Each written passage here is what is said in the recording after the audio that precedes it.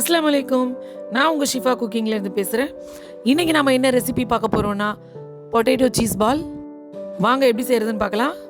இங்கே நான் பெரிய சைஸ் உருளைக்கிழங்கு 2 வேக வச்சு எடுத்திருக்கேன். அது கூட ஒரு spoon chilli flakes, 1/2 spoon oregano, உங்கள் காரத்துக்கு ஏற்ற மாதிரி மிளகுத்தூள், ஒரு 1/2 ஸ்பூன் சாட் மசாலா, பொடியாக கட் பண்ண கொத்தமல்லி கொஞ்சம், அப்புறம் ஒரே ஒரு ஸ்பூன் கார்ன்ஃப்ளவர் மாவு, அதோட தேவையான அளவு உப்பு. இப்போ இதெல்லாத்தையும் நல்லா மிக்ஸ் பண்ணிடலாம்.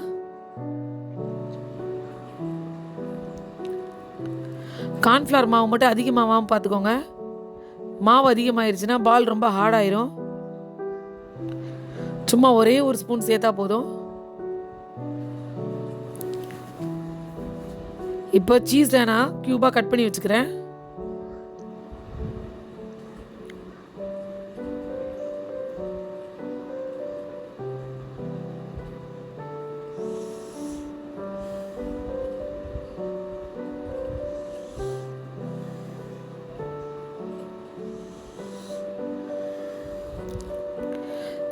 சீஸ் உங்கள் விருப்பத்துக்கு ஏற்ற மாதிரி சைஸ் கட் பண்ணிக்கோங்க.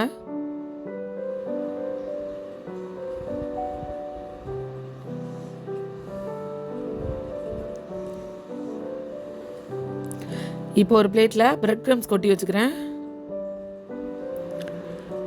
அப்புறம் ஒரு பவுலில் மைதாவை தண்ணி ஊற்றி இந்த மாதிரி பேட்டர் மாதிரி மிக்ஸ் பண்ணி வச்சுருக்கேன். இப்போ அந்த உருளைக்கிழங்குலேருந்து ஒரு நெல்லிக்காய் சைஸ் பால் மாதிரி எடுத்து அதை உள்ளங்கையில் வச்சு இந்த மாதிரி தட்டுங்க. கையில் கொஞ்சம் எண்ணெய் தடவிக்கோங்க. இப்போ அந்த பெரிய சைஸ் க்யூபை உள்ளே வச்சு சீஸை வச்சு அப்படியே ஹோல்ட் பண்ணிடுங்க. ஃபுல்லாக ரவுண்ட் பண்ணிடுங்க.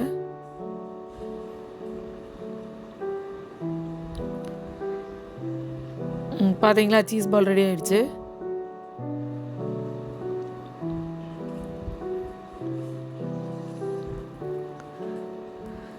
நான் உருளைக்கிழங்கு ரொம்ப லைட்டாக இருந்தால் போதும் அப்படிங்கிறனால தான் உருளைக்கிழங்கு ரொம்ப லைட்டாகவும் சீஸை பெருசாகவும் எடுத்திருக்கேன். உங்களுக்கு உருளைக்கிழங்கு கோட்டிங் அதிகமாக வேணும் அப்படின்னு நினச்சிங்கன்னா இன்னும் கொஞ்சம் கனமாக நீங்கள் எடுத்துக்கோங்க உருளைக்கிழங்க.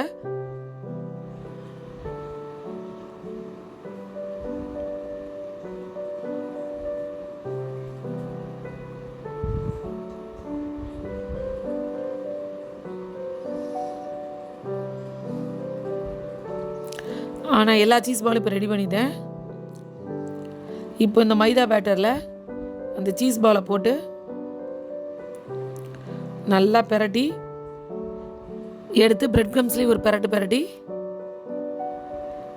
நம்ம ரெடி பண்ணி ஓரமாக வச்சிடலாம்.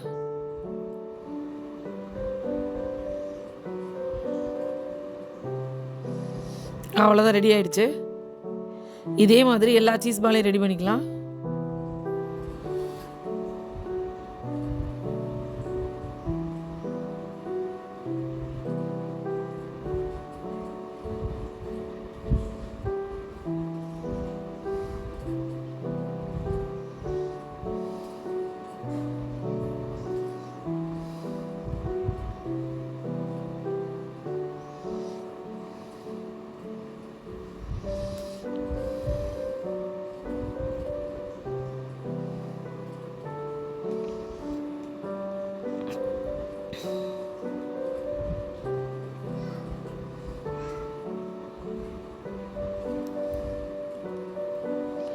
நம்மளோட சீஸ் பால்லாம் இப்போ ரெடி ஆயிடுச்சு.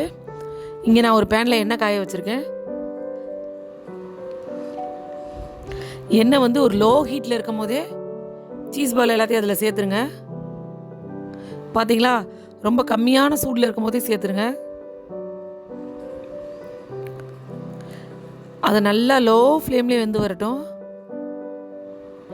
ஏன்னா நல்லா லோ ஃப்ளேமில் வெந்தால் தான் உள்ளே இருக்க சீஸ் நல்லா மெல்ட் ஆகும். நீங்கள் ஹை ஃப்ளேமில் போட்டிங்கன்னா டக்குன்னு மேலே கருகிரும்.